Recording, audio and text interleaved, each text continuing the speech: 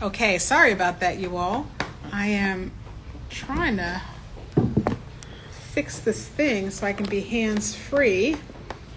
And I'm waiting for, there we go, for Cindy to join. She is my guest today.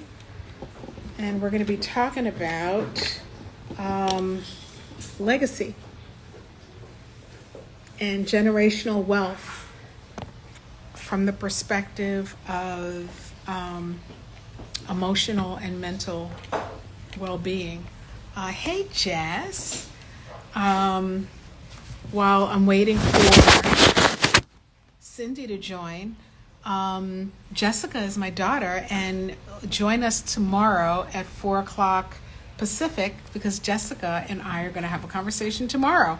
Hey, Cindy. So Cindy's here, and I'm going to get Cindy on here. I'm the founder of Shaping Freedom, and Shaping Freedom is a personal growth company focused on ultimately on improving your ability to share quality, emotional, mental, and physical legacy with the people that matter most to you. And so I have a very special guest today, Cindy Sai, who is a doctor who focuses on issues of physical health and whole health, holistic health through integrative medicine. And I'll let her speak for herself about what she does. But I really wanted to hop on to have a conversation with her and with all of you about just those topics. So Cindy, thank you so much for joining. Thank you so much for having me. I'm excited to chat today. Me too. Me too. We're actually at Harahub Carlsbad in Carlsbad, and you all know that in addition to Shaping Freedom, I also own Harahub Carlsbad, which I'll give a little quick plug for while other people are joining. Harahub Carlsbad is a female-focused and inclusive co-working space and business accelerator. And what that means is that we provide space for co-working. We also provide event space, meeting rooms, and everything that an entrepreneur would need in order to effectively run their business and show up in a very professional way. On top of that, we're a member community, and we have a full curriculum of programs and workshops and all kinds of challenges that are focused on helping entrepreneurs to build, grow, ideate, or scale their business. And so I've been a member of Harahub since I moved to San Diego 11 years ago and bought the Carlsbad location in 2017 because I believe so much in how important it is for women to have a safe space where they can grow and learn and live their dreams. And so Cindy happens to be a member of Harahub, and we were chatting. We were chatting the other day about all kinds of things. And I was like, you know what, girl, I'm doing this Women in the Family thing later on this month. And I really also, just in honor of Mother's Day, hey there, sweet Nana McGee. Hello, how are you? Thank you for joining. Yeah, so because this is Mother's Day month, I'm having conversations with women who are up to exceptional things to talk about the experience of being a woman in this world. So it was a very long-winded intro. Cindy, how are you doing? I'm good. Yeah, I am so excited to have a conversation, and I think it's really important to just be open to sharing what we're all going through as women. And I love Hera Hub, putting a plug in there for this really awesome co-working space for women. Because I do think that we experience a lot. We wear so many hats as women, and with that comes a lot of pressure and obligations and all these things, responsibilities. And so also I feel like women do business differently, and it's really important to have that support and community. So Absolutely. excited to be here and to chat. Absolutely. So let's talk about, where do we start? Well, first of all, if you all have any questions for Cindy and I, and specifically for Cindy about health and healing and that kind of thing, please put them in the comments and we'll make sure that we address all those questions. But for right now, while other people are joining and while folks are thinking about what their questions might be, Cindy, tell us a little bit about yourself, what you do, what you're up to, why. Yeah, absolutely. So I am a board certified internal medicine physician who transitioned to entrepreneurship. And I currently have a wellness and life coaching business for accomplished women who basically have checked off all the boxes, done all the right things, but still find themselves feeling unfulfilled and also just exhausted, just doing all the things and not being in full alignment with who they really are. And for me, the reason I came to this was because I had my own health crisis about 10 years ago when I was still in medical training, where I woke up one day not being able to see, which was terrifying. I was already a physician, and but to still wake up and like the whole room looking dark and blurry, like trying to diagnose myself and to stay calm. But going to see the eye doctors and basically the labs looking fine, but like I was not fine. My prescription increased threefold. And just like the doctor not having answers for me. And I think for me, it really, allowed me to see the other side of the table as a patient and how challenging it can be when you're going through your own health issues and all the things and not having answers. And so I think for me, really a couple days, a week later, I had other symptoms come up and I was diagnosed with an autoimmune condition impacting my eyes that could have led to full blindness. Wow.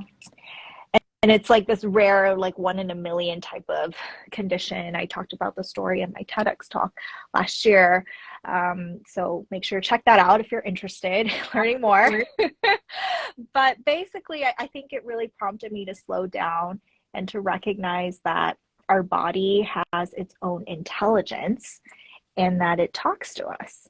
And we really need to pay attention to these messages, and that a lot of times we live in this very busy world right now where there's so much coming at us at all times.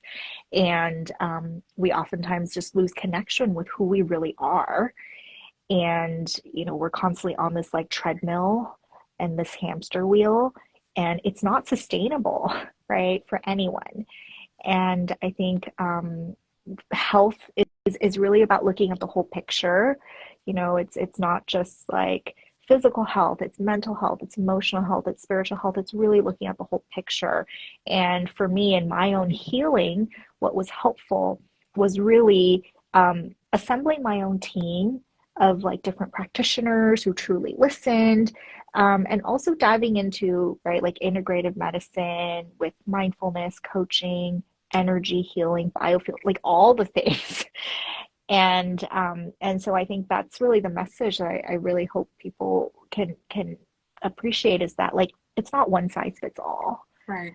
It's What led you, what was happening, if you don't mind, and obviously share whatever you feel comfortable sharing, but where were you? Let's kind of bring the audience into like that moment. And I know you talk about this in your TED Talk, so if you all want to hear some more about this, find Dr. Cindy Tsai's TED Talk about this. But for now, if you could just share a little bit about like where you were. And the reason I'm asking is because for a lot of those folks who follow Shaping Freedom, it really is about it's the how. So a lot of us know what the what is. Our goal is to help people to understand the how, so that you can take practical steps toward healing or leveling up, whatever part of your life that you want to. So what was happening in your life when you Yeah, suddenly got this like diagnosis? I can't absolutely. imagine me getting up Yeah, and not being able to see. yeah. Well, so I was in finishing up my medical residency training. And so, medical training, of course, being a very long, arduous process. But specifically, I was working nights in that period of time. And then during the day, instead of sleeping and resting, I was still being this overachiever, right? Like raising my hand, volunteering, doing all the other things.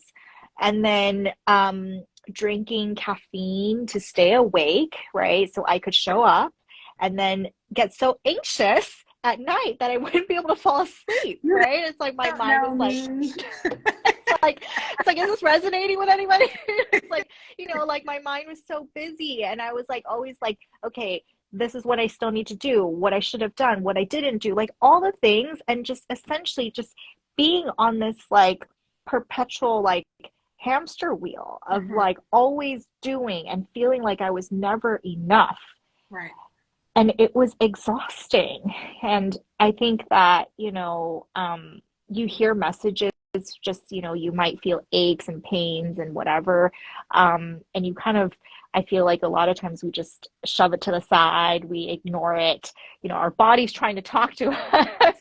And then finally it has to give you this like really crazy loud message, like, not being able to see, or like, and I see this a lot in with the patients who I've cared for. It's like they come in, they get that like cancer diagnosis or like whatever, and it's like they finally stop, Yeah. right? And I think that it's unfortunate that it has to take that level of kind of extreme. And this is why I think conversations like this are so helpful and important, is that it's a process, right? It's not like I went from 0 to like 100, but I just wasn't really being present and paying attention. So it's really important to just pause and take care of yourself. Yeah, and I think that really is about, I always talk about the relationship that you're in with yourself, because ultimately the quality of what's happening around you, and that's not always something that people are willing to accept. Um, but I think that the quality of the relationships around you is really a reflection of the relationship that you're in with yourself. We see your question, Zonia. We'll come to it in a sec.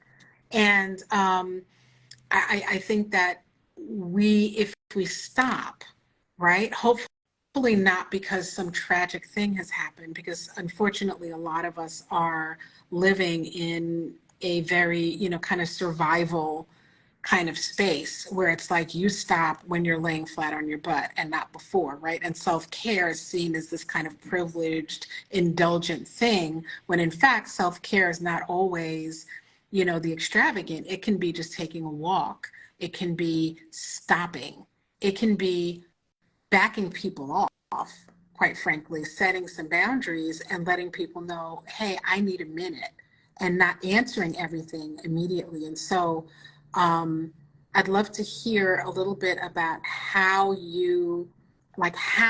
did you, first of all, come to the realization about the fact that your body was talking to you, right? Because there Hmm. is conversation happening at all times. I just had a really hard, my body just gave me a really hard talking to 2 weeks ago when I had bronchitis and walking pneumonia. And after like spending 7 weeks of, just being all over the place. So I'd love to hear like a little bit about how you began to respond to what your body was telling you. And then let's start responding to Zonia after you share that. Yeah. Well, I think it's really, for me, it was, and I think it's really important to remember that this is a process. And I think we really are all just trying our best with what we can, what we have, and what we know at that point in time, right? I I think for me it was clearly not being able to see, like that's a huge wake up call. And I of course wanted to once we got the diagnosis, I started on the serious medications like steroids, immunosuppressants, just so I could stabilize.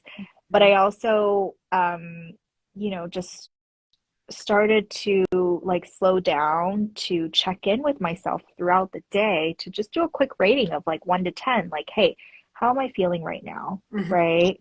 And actually being okay with where I was. Mhm.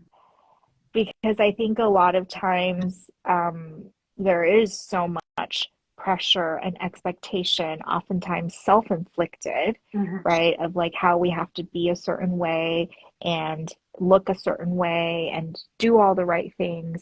And it's like, oh, if I'm not feeling good today, that's not good. And I think that's also adding so much more pressure onto ourselves. And I think with autoimmune conditions, especially, it's essentially your body rejecting yourself, Mm. right? And because there's so much inflammation, and it was like the spiritual meaning behind it was like very, very important for me to grasp as well. I think talking to my acupuncturist when I was first going through it, it's like he was like, well, I mean, it's impacting your eyes, and what are you not wanting to see in your life? And I was like, And it oh my really God. is that simple, man. It's like so, or woman, it's so like it's the body is simple, not Mhm. easy, right? But the communication is really simple. It's like, where are you feeling discomfort in your body? And what could that part of your body be telling you? Like, what could the communication be? So for you, what was your relationship like with your body, Cindy, at that time? Like, was it You know, easy for you to be like, oh, okay, I hear you, let me do something different? Or was that part of the process? And then let's answer Zonia's question. yeah, it's interesting because I think I was always very health conscious ever since I was a kid. Like Mhm. I was actually drinking water as a kid instead of like juice or soda because I was just like always, wanting to be healthy. And and that's really what led me into this path of being a physician because I thought it was the best way to help people be healthy. And so it was really interesting to me for me to like, like I would exercise and eat healthy and all these things, but still end up right in my own health crisis. Yeah. And so I think that, you know, it's, and I think in reflection and looking back, it wasn't, I think a lot of what I was doing was just checking off the boxes. Which is very different, you Yeah, know? versus actually connecting to like, hey, what am I feeling right now? Yeah. And, I just had a conversation with someone about around eating and like healthy eating and emotional eating and all of that, and how, a lot of times, these are habits that we develop over time, right? And like when we're not able to really take care of ourselves and like mind, body, spirit, we oftentimes have different behaviors and actions to kind of compensate, right? And we're all trying our best with Yeah. that. But I think that, it was really important for me to just like really slow down and to really be honest with myself. And it's ongoing, right? I'm not saying that I have it all figured out. Please don't misunderstand and think about it that way, because I think that, you know, life happens, ups and downs, and we're all just like learning and evolving and trying our And I best. think that's a So, difference between checklist and lifestyle, you know? mhm. Let's go to so Zonia's question. Do you think Yeah. there's a cultural pressure and expectation to push ourselves to the point of burnout? Zonia is actually also a Harahab member, an amazing, she runs a bookkeeping business called Salient Solutions Group. And so look her up. And what's your answer? What are your thoughts on that question, Dr. Cindy? Yeah, I appreciate the question. And I think definitely there's some of that. For me, I grew up in Taiwan, traditional Chinese culture, background, family. I think there was very much that perfectionism and like achievement and all of that. And it's almost, and I think also for me, there was it's almost like don't complain, like just do it, Mm-hmm. you know, of like constant just like going and doing and just and I don't think it's healthy or sustainable. And I think it's really important to have these conversations to normalize and to really recognize like we're all human.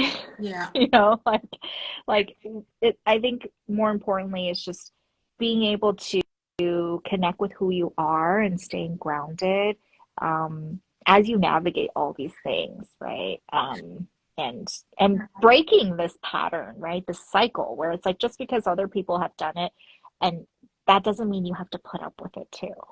Yeah, I absolutely agree. And, you know, for those of you who know, like for me, generational wealth is really about the quality of your mental and emotional health. And I'll say, you know, to answer, or my response to Zonia's question is really about, there was a time, so I'm the daughter of a Haitian father and a Puerto Rican mother. And so I'm first generation. And my father was someone who came from Haiti, who immigrated from Haiti into Brooklyn, which is where I was born and where he and my mom got married and where they met and all of that.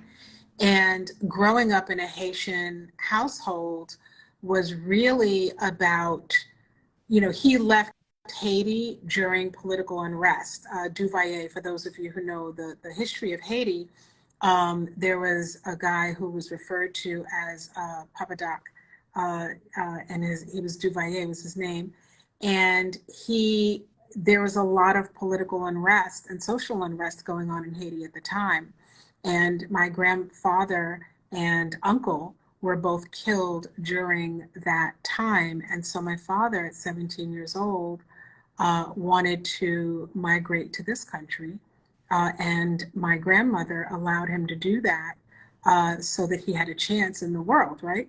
And so he did that.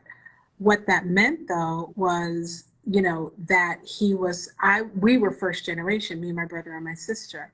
And so everything and that's really what legacy is about, right? So if you're raised by someone who leaves their home country, comes to a different country, they're learning the culture while they're also creating a family and creating a life for themselves here.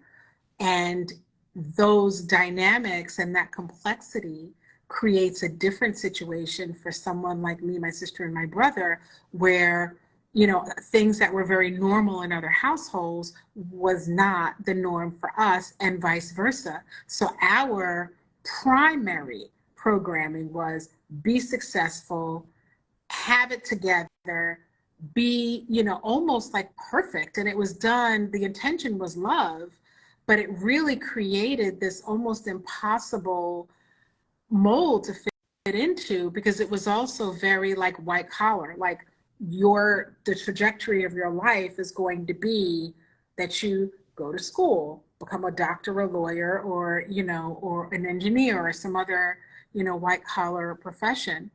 And it, I, I thought as a child that it was very specific to me and to my family. And then I thought and believed that it was very specific to Haitian kids, first generation Haitian kids, or first generation Caribbean kids. Mm-hmm. And what I've learned over the decades that I've been alive, quite a few of them, is that is kind of that first generation experience for a lot of people, and also for a lot of folks for whom their parents or who have parents who are like, you're going to do better than me, so therefore you're going to do this kind of thing.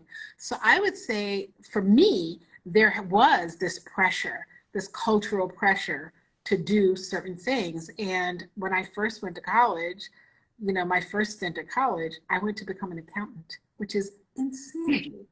Insanity.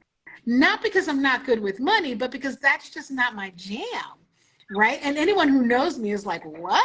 Why would you do that? You know, but that's what I did because I was trying to, like, you know, do the thing. And then I was like, man, Jack, this is stupid. This isn't me. And I when I did go back to school, I went back to school for cultural anthropology. So I would say that there was this pressure to really push myself to thrive under stress, to not let anyone see me sweat, to keep any sign of weakness, which I now understand to be my humanity, to keep any sign of weakness to myself. And so it was, the intention was love and protection and for me to be successful and set up, but it didn't translate into that for the living part of my life. Yeah, thank you so much for sharing.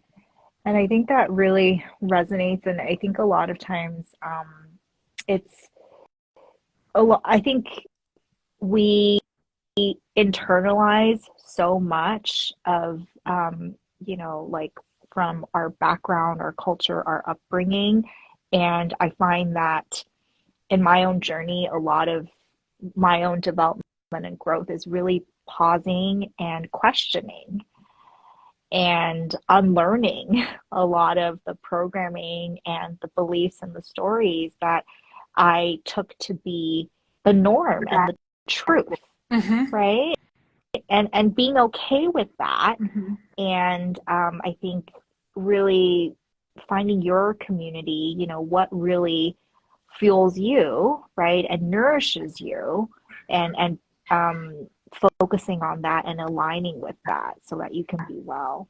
Absolutely. Sweet Nana McGee made a comment about having to remember to take time for yourself, that society has such demands on women. Self-care, yes, we agree. And what are your thoughts on that? 100%. I think that I also think about self-care not just like the massages and the retreats and the getaways. Like, sure, that's nice. But I think about self-care as just like really taking care of all parts of you, mind, body, spirit, throughout your day. Yeah. And it's like the little things that count, right? It's taking a breath, it's going out for a walk, it's just like sitting out in the sunshine.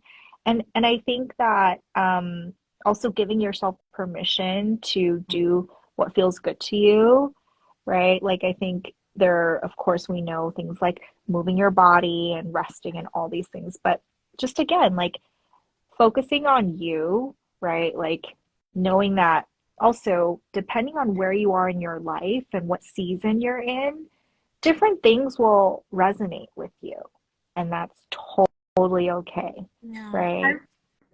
I remember when I was a mother of young children, and for me, it was like I just needed some air sometimes. And so when I was feeling particularly stressed out and overwhelmed, it would be just as simple as like, I'm going to go take a walk. I'm going to put this kid in a stroller and we're going to walk. Right? It was good for the kid. It was good for me, good for the environment, you know. And I think sometimes it's these little small things. When when my daughter was very young, we lived in a two-bedroom apartment in Queens. My ex-husband, myself, my daughter, and my son.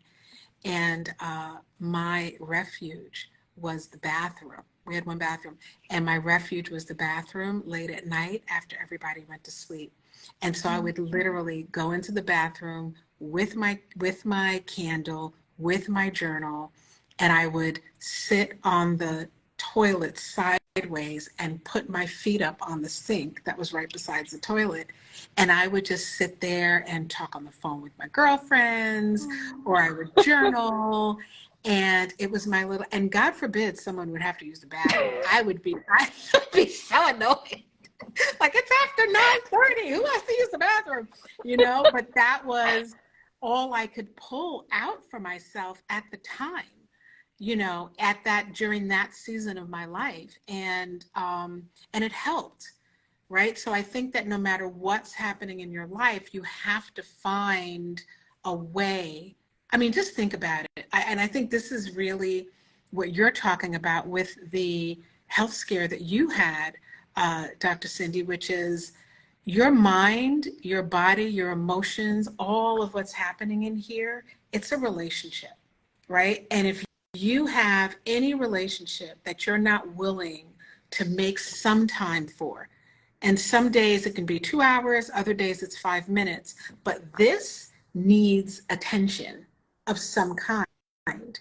And I think that in doing that, that's the way that we're able to kind of know what's happening on our way so that we can course correct versus waiting for everything to fall apart. I see Jess mentioned at a young age we're taught to run. Once we get older, we get taught to rest. The resting phase usually comes once we've already crashed, though.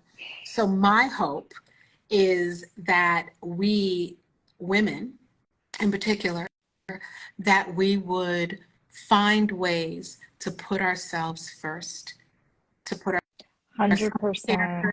to put our emotional and mental well-being first, Yeah.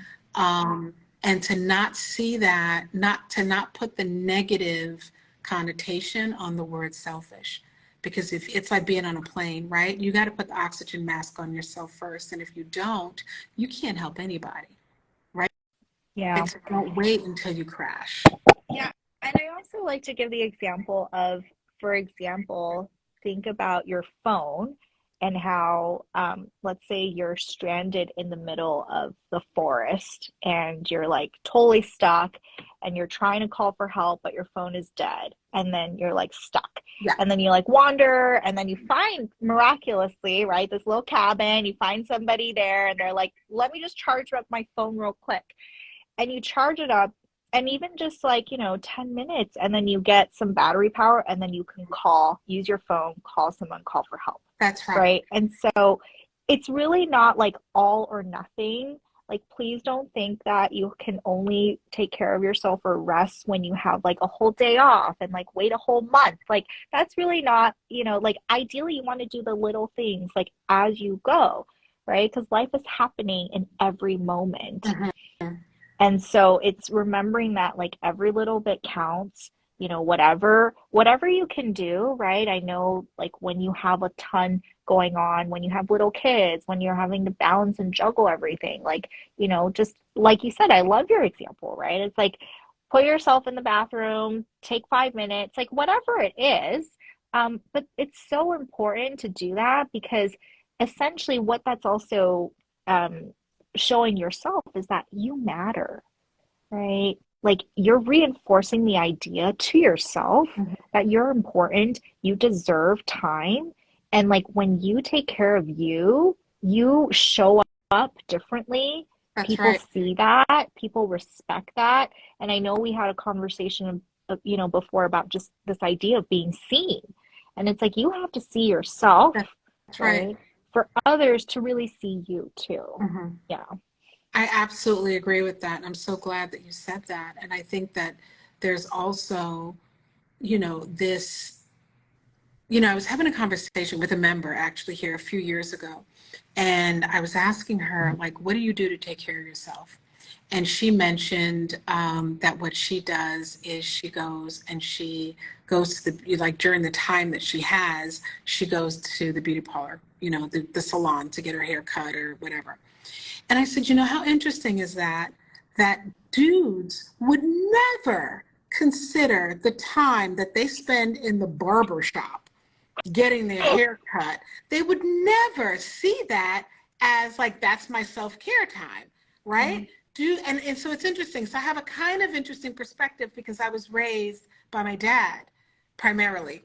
And my parents co-parented, but I was raised by my dad in his house. And so for me, like my dad, and he was a single father, and worked a corporate role and had, a pretty, uh, high level position and all of that. This dude came home every day and he would sit on the couch. And we all knew that. Like he would literally just come in, sit on the couch. We would go and, we would take the food, take food out to defrost, whatever the protein was that we were going to cook. He'd sit on the couch for like 20, 30 minutes. He'd take a shower, he'd change his clothes, and then he'd make dinner for us. And we sat at the table every night for dinner. I was never able to pull that off with my kids. I had it all wrong until I really started paying attention. I'm like, what am I doing? What I was doing was too much. What I wasn't doing was prioritizing myself. And I think that children and the people around us would appreciate us taking the time to really take care of ourselves so that when we show up, we can show up in these relationships in the way that we really want to versus from a place of lack and survival and, giving this little teeny part of ourselves to situations that are really the most important situations to us. Yeah. And I Yeah. think it's, as women, it's so often just we're such givers, right? We're always doing everything for everyone else, and then we're like second tier, like last on the list.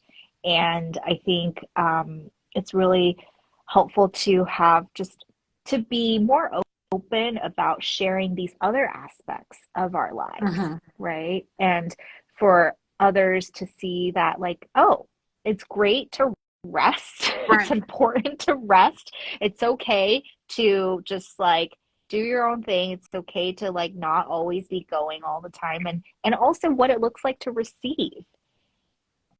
That's, I think, a big one that folks don't, I know I was not always comfortable receiving at Yeah. all. And someone would offer something to me, like to help me with something, and I would say no. And in the same freaking breath, I'd be like, well, let me help you with this. Let me do this. And then someone would say, well, how are you? I'm like, I'm fine. Such bullshit. Like, I really know. nonsense. Like, Yeah, serious nonsense. I know. I mean, I think it was a while back I posted a video or something about just like how often, when we ask people like how are you? Like, or when people ask us like what's your default answer? I'm good. Fine. Without even pausing to really think about like Whether how it's are you true or actually not. doing? Yeah. Right. And I think that's because a lot of us believe that we don't deserve to take up space. You know, Mhm. we don't deserve, like, I'm not going to take up too much space but we're really thinking for other people, Yeah. right? Because I believe that people want to help us. People want to show up for us. They want to show us too. They want to reciprocate. And for Yeah. us to run around being like the person who's going to be the shero all the time and then being unwilling to receive that back, well, shit, I think that's a little negatively selfish because what it means is that you are disempowering that person in the relationship. And a lot of Mhm. times for folks who do that as a behavior, those are the ones who then talk about how people don't show up for them. But I think a good question to ask is like, do you allow people to show up for you? Are you willing to allow people to show up for you? And somewhat, I think Sweet Nana McGee earlier in the conversation mentioned that about this pressure that society puts on us. And I think that maybe, but I think that we put the pressure on ourselves a lot of times. It's us putting these unrealistic expectations on ourselves that's really not fair to us. Yeah, I think it's, I mean, definitely multifactorial, but for sure, a lot of it is our own subconscious beliefs and the stories that we keep repeating to ourselves. Mm-hmm. I think for me, in my own journey and healing and all this inner work that I've done and continue to do, a lot of it is really getting comfortable with being uncomfortable. And a lot of these things we talk about, right? Like receiving, being, allowing ourselves to be supported, to be seen. Like all of this was very uncomfortable for me in the beginning and also, in certain moments and situations, because it's like not something that I grew up with, right? I Mm-hmm. think we've been always been told like what we need to do and just always giving and all of that. So I think there's definitely an element knowing that again, it's a process. It's not going to be linear by any Right. means, but um, but I think it's so worth this path, because things can be so much better, if you really allow yourself to open to that. So, Dr. Seiss, because we're coming down on time, question for you. And I know that the work that you do is around integrative medicine. What are, if you were to take all of the people that you work with, male and female, male or female, what are the three things that people can do to help them to be in their healthiest space? If that's a fair question. Yeah.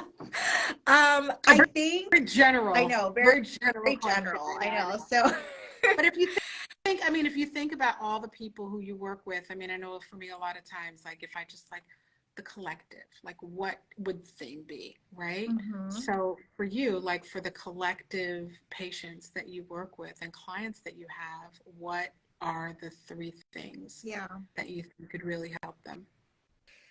I think the first thing is rest and slowing down. And y'all take this down. I'm actually taking it down too. So take it down. Don't just hear it. The important thing is when you hear wisdom, don't just nod about how wonderful it is, but the way to really take that and that chain reaction, I think that you were talking about, Zonia, is take the information in and do something with it. mm-hmm. Okay, so number one, rest and slowing down. And I think it's really just being present, right, with what's going on in this moment. And then I think another piece is also just looking at in terms of physical health, like food, right? How are you actually feeding yourself? Are you taking care? Are you eating good food? Like, are you drinking water, right? I'm not talking about, I think a lot of times we think it has to be like this crazy fancy diet, like 10 supplements a day. And I'm like, let's not, I don't want, that's, a lot of times what's actually really challenging is because it's too overwhelming, right? So it's really important to keep it simple, like eat your fruits and vegetables, right? Like rest your body, move your body. But I think really also just giving yourself that time to connect with who you are, creating space for that, and really having fun, like seeing this as a journey of discovery, of connecting with that wonder and that awe that's inside you, so that you can really take care of yourself. Yeah. What has this journey taught you? So many things. I think for me in this phase, it's really giving myself permission to be present and to really, really play and have fun. I think that a lot of it has been just like, for me, of like checking off the boxes, of being a perfectionist, of doing all the right things. And I think a lot of it almost became more mechanical and performative in a way. And I think in this phase, it's really more getting more into that feminine flow of like allowing, of receiving, of like really connecting to my true essence and allowing that to come through. And really, I think when you see and love and take care of yourself, that's really, really important. And that radiates out and it brings the people, your people, and just the best experiences to your life too. Yeah, and I think also if you are looking at this communication and relationship with yourself through the same lens that you do any other relationship, we take the time to learn other people, to learn the essence of the other people that are around us and the people that we love and the people that matter to us. And so I think it's very important to recognize and see that and understand that if you are important to you, then you should and could do the same. And I don't use the word should very often, but if you are important to yourself, then wouldn't you be willing to give yourself the same consideration that you do for everyone else that you're shiroing out about, learning who the essence, what your real essence is. Um, uh, Understanding like what the communication is, like what is your body telling you? What is your spirit telling you? Yeah. The very simple things, aloha puchi, the very simple things like rest and sleep. And if your body is saying it's time to rest, guess what? It really is time to rest, you know? Yeah, and rest it doesn't have to be like, it's not just about sleep, but it's also taking breaks from our devices, right? I mean, so often we spend all day in front of our Right, computers, where like at the end of the day, my shoulders are like up to right, here, like from all the typing and all of that. right, And right. and so it's really just I like to keep it super simple and knowing that like there's so much wisdom and many layers to all of this. Yeah. And I always like to say that to know and not do is to not know. Mm, mm. Right? Because I Because you don't truly know it. yeah, Yeah. I mean, because so often we like hear all these, we're in do these different talks and whatever, and we're like nodding along. We're like, yeah, that makes sense. I know what to do. And it's like, well, are we actually doing it? Like, that's another thing. So the challenge to those who, and thank you for those of you who have stayed Yeah. on throughout the conversation. We really, both of us really appreciate it very much. The challenge is to take the tips that Dr. Sai has provided and do something with them. Don't just listen, but don't just hear, but really listen and do something with the suggestions that she's making, because that really is how you create a life that you truly want to live. That's how you heal and ensure that you have a quality relationship with yourself. It's when you're willing to listen. And if you think about another person that maybe you were talking to and they're like, yeah, that's great, that's cute, nice, you'd be so mad, right? So just remember that about yourself and do those things for yourself. Cindy, how can people learn more about what you're up to and this work that you're doing? Yeah, absolutely. Please follow me on Instagram at CindySaiMD, and I share content regularly. And my website, cindysaiMD.com. Feel free to head over there. I have a couple freebie awesome resources there if anyone's interested. Learn how to connect to your intuition so that you can get the best guidance for yourself.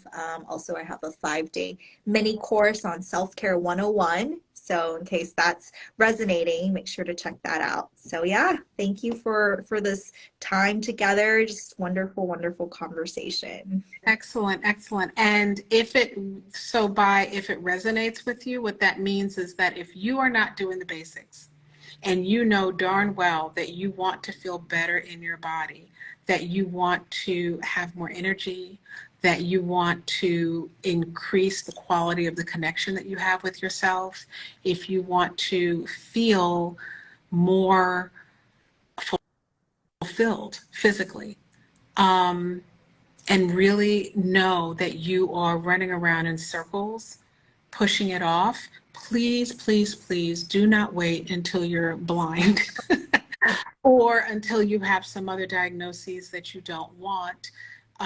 What Dr. Sai is offering you is the opportunity to focus some attention today. So I know she mentioned that she has free resources, and that's fantastic. And um, prioritize your self-care and your emotional, mental, and physical health with the same passion that you are applying to other people. And don't shortchange yourself. And so if you know that what you need is some support, then reach out. And if she resonates with you as a person and as a personality, please reach out to her and see how she can help you to get to the next level of your physical, emotional, and mental being. And I really mean that. So I hope that you are willing to pay attention to that. Thank you, Sweet Nana McGee. Thank you, Gloria B. Art. I'm glad you joined. And just really quickly before we go, two quick things. One is that I'm going to start, three quick things, actually. I'm starting a weekly talk, and I'm going to do it over, it's been really challenging for me to get a routine for getting a routine together for having conversations with all of you. And so on Mondays, I'm going to have a teleconference where you can ask anything, we can talk about anything. There'll be some information posted out about it, but the way to find out the information is to get yourself to my website. I think the link is in the bio somewhere. Get yourself to the Shaping Freedom website, get yourself on the mailing list, and then that is how you will receive information about how you can join this conference call that we're going to have on a weekly basis. That's number one. Number two is that I think the conversation about women within the family and how we contribute to generational wealth from an emotional and mental perspective and physical perspective is, for me, number one priority, because it is through women and not men as well, right? But with women, there is a very unique conversation that's happening as we're taking in the ways that we're programmed, and we're permeating that out to the communities that we live within, the people that we work with, and the children that we have, and back to our parents. And so that is why a lot of the conversation I'm having this month is about women in the family and what that unique circumstance and situation is about. And I'm hosting a Shape Your Foundation program on the weekend of the 19th here in Carlsbad, actually right here at Hera Hub Carlsbad, where we'll spend 3 days deep diving into what that role is and how you can heal generational trauma and break and intervene with some of the negative behavioral patterns and cycles that can exist in families. And then the last thing is that later on this afternoon, at about 6 o'clock Pacific, I'm actually going to do a special IG Live where I'm going to take anyone who's interested through a special meditation that I do that I think would be, and it's really about gratitude and something that I do for myself periodically when I'm feeling burnt out and overwhelmed. And so I'd love to share that with anyone who wants to be part of that. Dr. Sai, any last words that you want to share before we close this down? I so appreciate this conversation. I think that it's just really, I think a big part is bringing self-compassion through all of this. Yeah. And I think we're often just way too hard on ourselves. And if we could just pause and bring that compassion that we often have just innately as women, especially for others, and really bring that to ourselves, and to give ourselves space to really nurture ourselves. I think that would just be so helpful, and just taking care of ourselves, knowing that every little bit counts. Absolutely. Thank you so much, Dr. Sai, for sharing yourself and for using something that happened that I'm sure was very terrifying and hard to work through. Thank you for leveraging that and using it for good and to share a good word with other people. We really appreciate that. And thank you so much for joining. And Thanks, everyone. yeah, so everybody enjoy the rest of your afternoon. Okay, take care. Thank you. Bye.